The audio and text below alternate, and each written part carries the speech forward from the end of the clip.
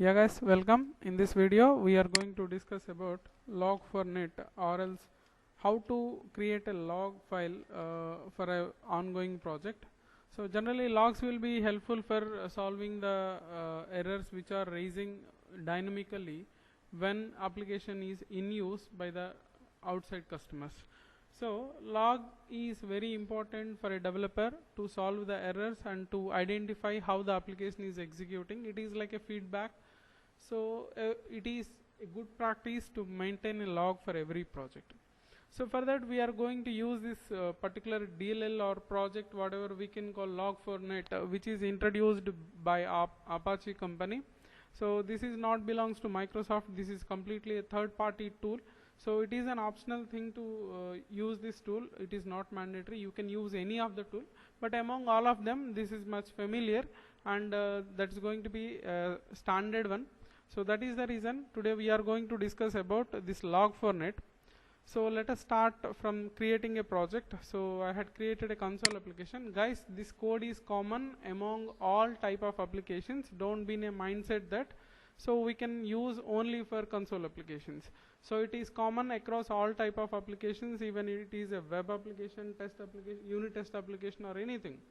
So logs can be created by installing a project called Log4net. So as I said, it is from Apache company. So now let us install that from this NuGet package manager. Go to this NuGet package manager and select this manage NuGet packages for solution.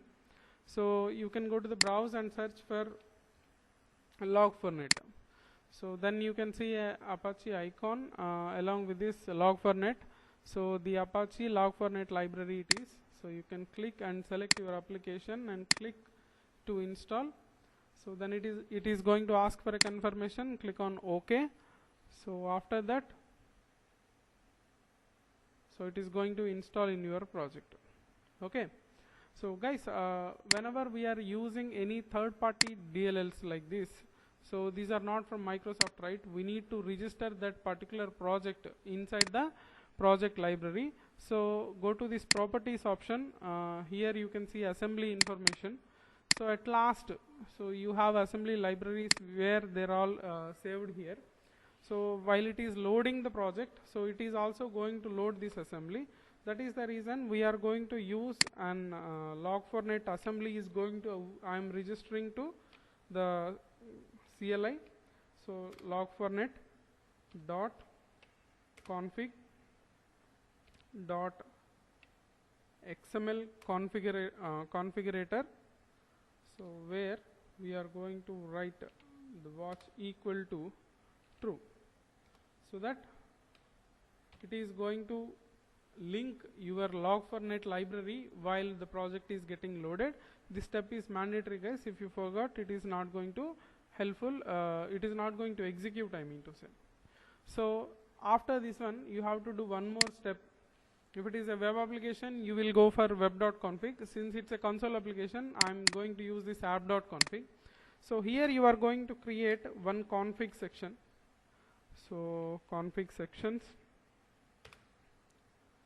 In that, I'm going to create one of the section. So where I can give any name, but this name we are going to use in future. So that is the reason Log4net we are going to give the name.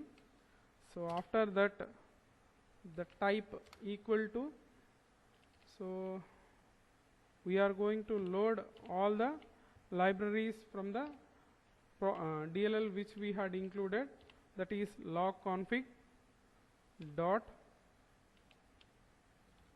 Log4net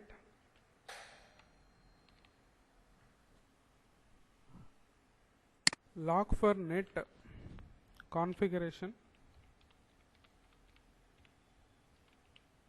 section handler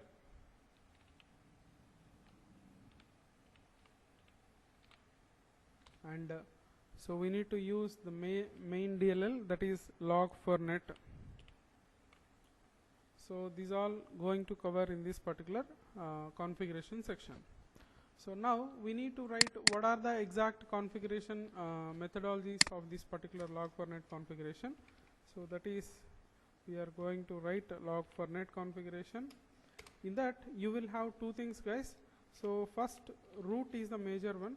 So root is going to load at the time of configuration loading in, when the file is getting loaded in the compiler. So here we are going to write first level. What is the level? Here we'll have two levels. One is debug and release. So we are going to use debug.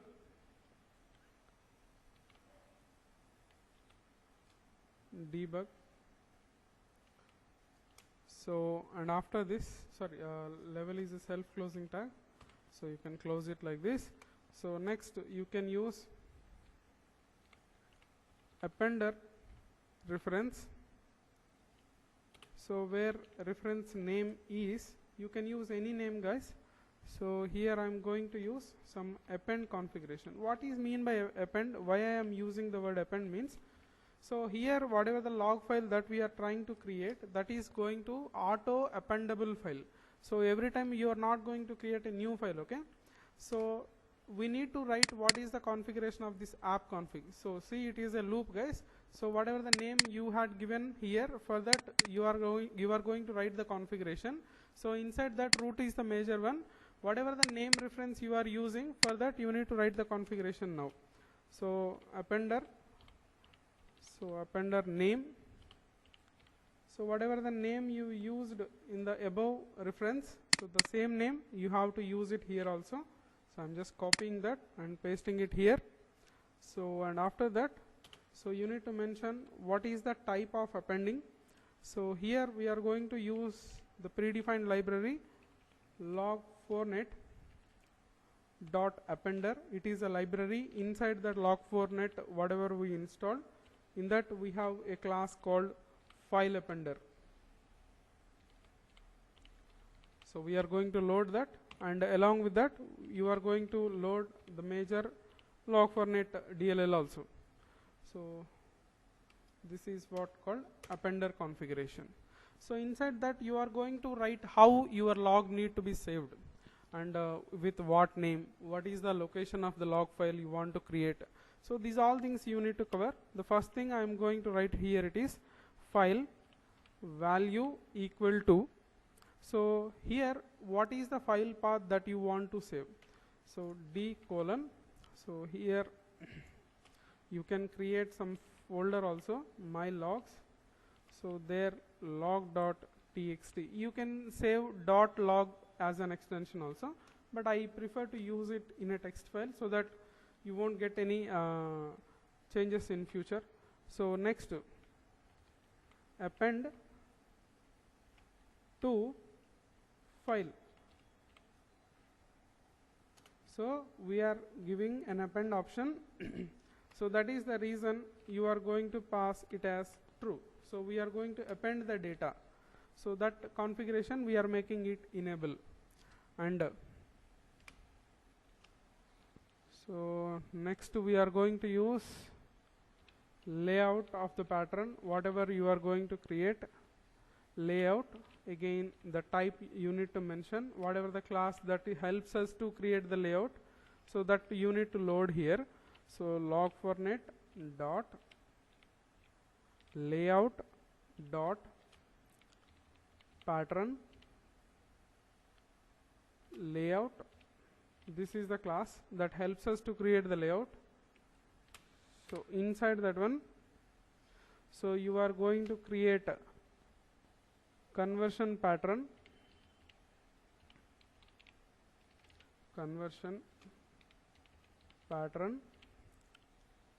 so value equal to, guys, remember this. So this is the major one. This will decide how your what I can say.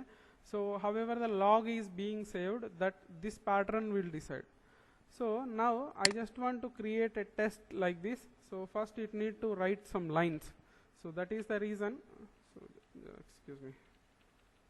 That is the reason. First I am going to give some lines, some 6 lines I am giving. So after that, that need to take a new line. So percentage new line. These are predefined attributes, guys. Don't confuse. So after that, in the new line, after taking the new line, I just want to print what is the current date. date colon whatever the current date is there when the error was generated or warning was generated, that I want to save. So date colon percentage date. So this percentage date is going to get whatever the current system time and date and time in that. So after that again I just want to take new line. So in the next line, so I just want to create what is the type of error, whether it is a warning or it's an error or it's a debug problem or it's a information kind of logging that we are generating. So that can be printed by using this percentage level, guys. So you will get a new line. After that date colon date will get printed. After taking that new line, so the type is going to be printed what type of log it is. Okay. So after completing the level, so again I will take a new line. So percentage new line. So after taking the new line, from which app you got the error. Sometimes we will point out to the same log file for different applications. That is the reason I am just taking what is the name of the app. So this you are going to get from this percentage logger. So logger is going to print whatever the name of the application that you are currently working for. After that, again take a new line, percentage new line. This you can completely customize, guys. There is no predefined formality for this. So what is the message that is printing? That means error message or warning message, information message. So that you will get from percentage message. So again new line. So I just want to print line by line. That is the reason. Let me give one more line also. New line. So this is as per our requirement. So this is how you can create the configuration to create a log. So this is the only thing complex and you need to remember. So and this assembly also need to be registered. You need to save this file, okay? So now let's call this from our program and try to generate an error, warning, information or whatever the possibilities we have. So before that you need to create an object for this configuration, guys. So that is the reason log4net dot config dot basic configurer dot configure. Then your configuration will get loaded in the system. So at last let me write console. This is optional for this. Okay. Next again log4net dot, there is a class called ilog. So type called ilog. Let's create an object for that. So log4net dot log manager dot get logger. So this class is going to get the logger. So here you need to pass the type of the class which you are currently working for. So the type of, so here I can pass the type as the current class name, that is program. Okay. So now your object is ready. Now you can create whatever the log type that you want to create. Suppose I just want to create log dot information. So information, so info log, something you can write, whatever the thing that you want to write there. So in a text format or object format, any format you can pass. So after that I just want to log some warning. So warning. So here I can write some message. Sorry, here I wrote wrong spell. So info log. So this is warning log. So like that you can use error, debug and all these stuff according to our requirement. Okay. So at last this console read key is not required. So you need to remember the location where we are saving all these logs, okay, in D drive. So guys, whenever you are using especially C drive or C drive locations, make sure you have a proper access, otherwise your project is not going to show all these things, okay. So make sure I am giving here for D drive for the better result. Let me execute. So some error message will, that is not error message, some logging message will get displayed. Now go to this location where you saved these logs. So I am going to D drive, here logs folder is there. Sorry.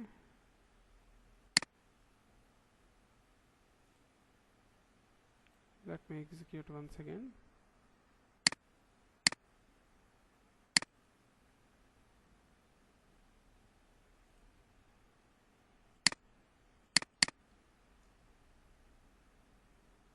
This is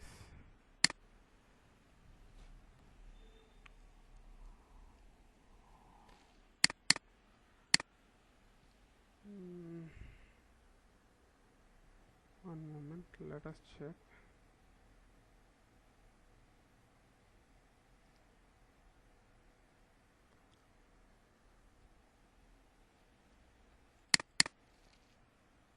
Log4net dot config dot log4net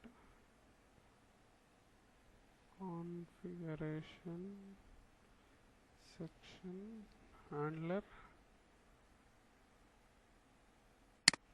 log4net.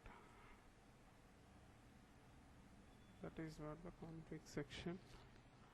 Okay, log4net root level is equal to debug appender reference is equal to appender config. Okay, log4net dot appender dot file appender log4net. Okay, so let's change this. Maybe due to this I thought it has happened. Let me execute once again.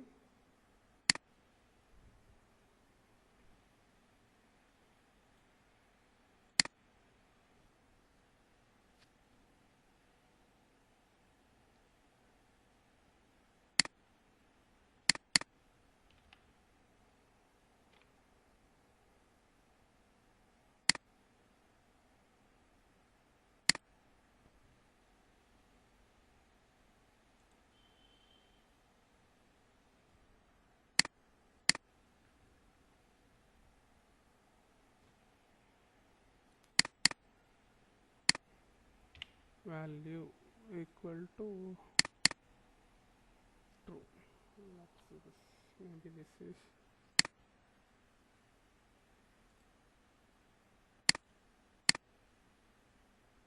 string.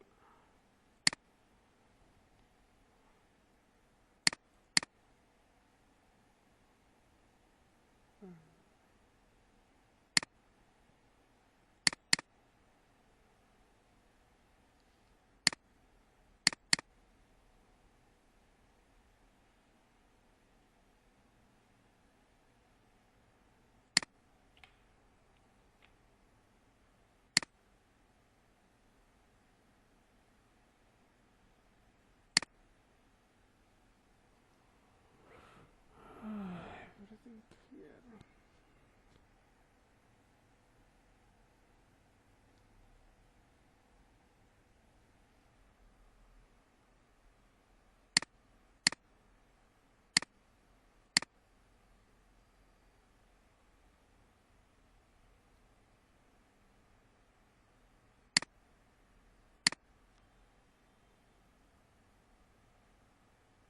Again here also I missed this. Sorry guys, maybe due to this it is happened.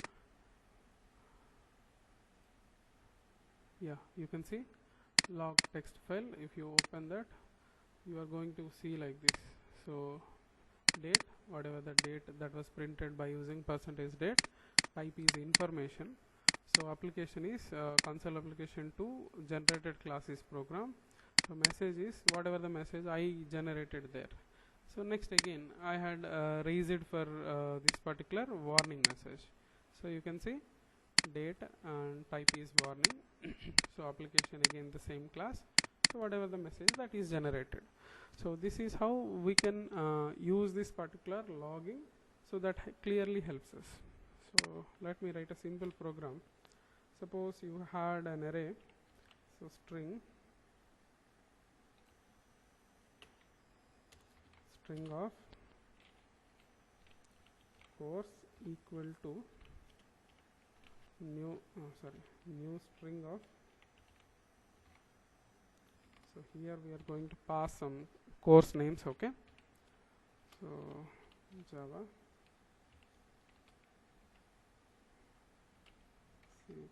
plus SQL. Okay, so now console write line, enter index of course. Okay, so now user will starts entering some index value. So index I is equal to, so we are expecting an integer, that is the reason we are converting. So console dot read key, sorry, read line, sorry guys, don't mind. So read line, so here, so console write line, some dollar, you have selected. So I just want to print the course name, so course of that index I. So console dot read key to see the output.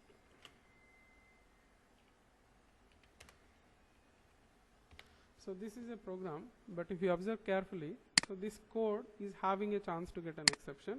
That is the reason I am just making a try. So in the catch block, so I will take the exception details. So there I can log in my text file. So log dot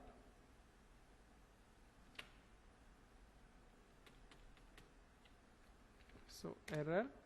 So here you can write ex dot message, or else you can print the entire exception object also. Okay, so now if you execute,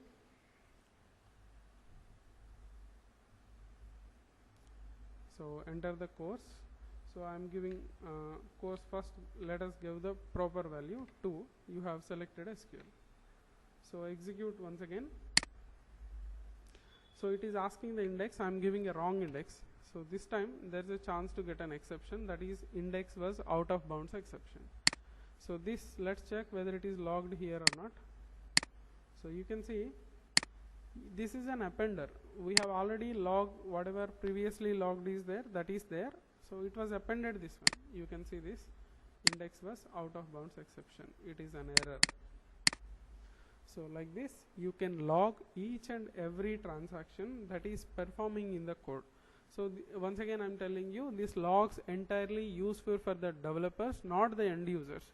So this will be helpful for us to track the application and to track the errors which are generated in a runtime, so that you can able to solve them properly. So I hope this is clear to you. So see you in the next video. Thank you.